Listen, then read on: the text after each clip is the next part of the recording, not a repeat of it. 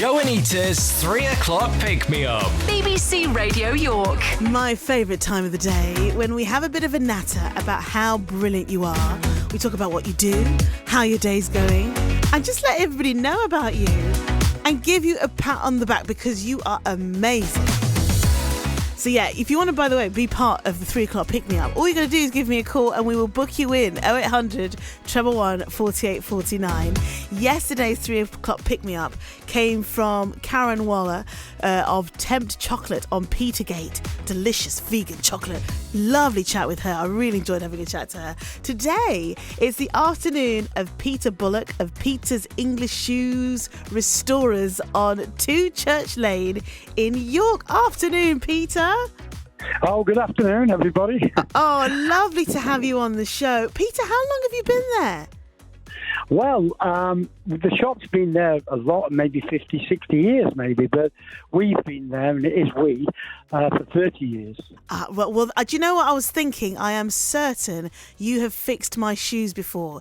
It was one of my boots that I got from my mum, and they were so nice. I didn't want to let them go, and you fixed the heel good and proper. Twice, actually, twice. Because, I like to clomp around the high street. Actually, you're privileged because the gentleman that did it is a young man who is an Italian-Australian guy called Simone. Oh, right. I've trained champion restorers, but Simone's the best one I've ever worked with, and I've worked with 100 different guys from different creeds and different countries, and we've presented awards by the Queen. Goodness gracious. So Simone is pretty good. But my partner, Tony, and we've been lifelong friends from Premier School. Tony was a professional footballer for Rotherham United.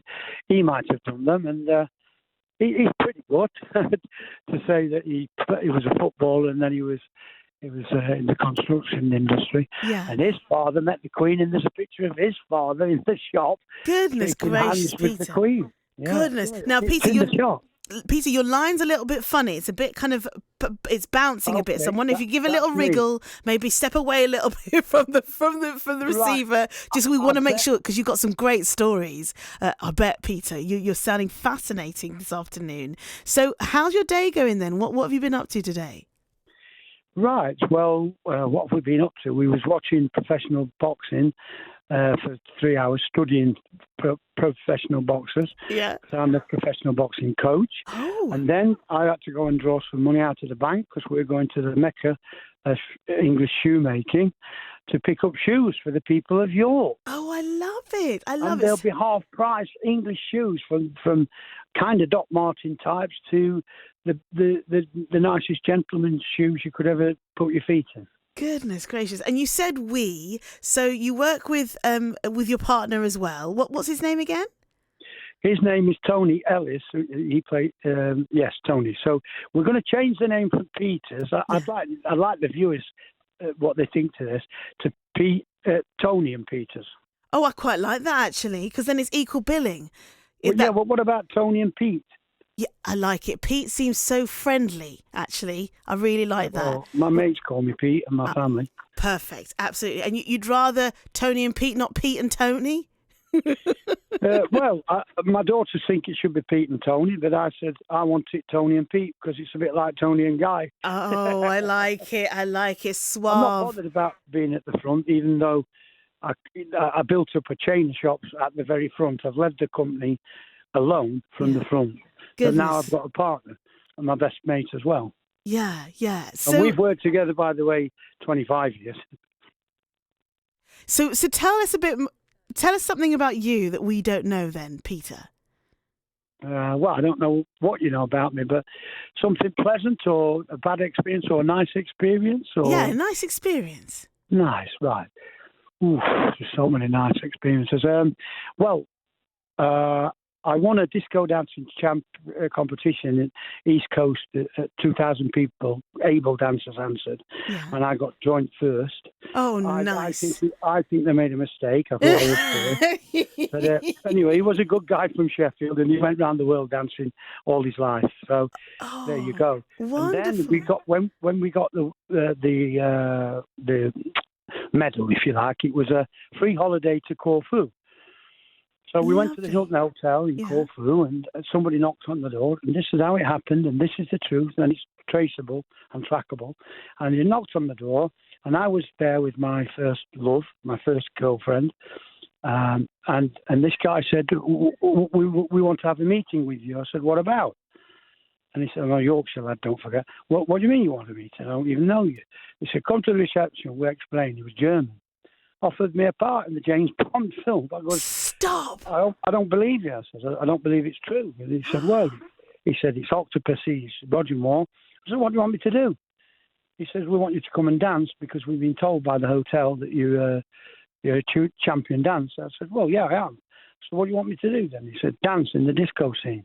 Wow. Peter, were you in James Bond? You were in Octopussy? No, I wasn't. I turned him down. Oh, no, Peter!